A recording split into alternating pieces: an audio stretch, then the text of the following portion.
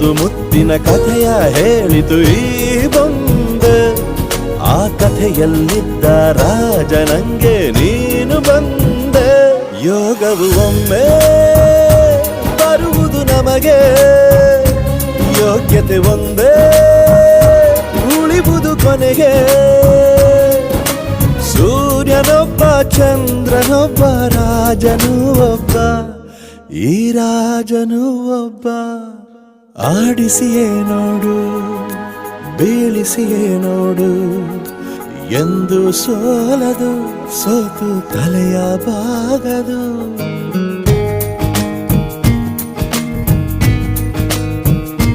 ಬೊಂಬೆ ಹೇಳುತ್ತೈತೆ ಮತ್ತೆ ಹೇಳುತ್ತೈತೆ, ನೀನೇ ರಾಜಕುಮಾರ.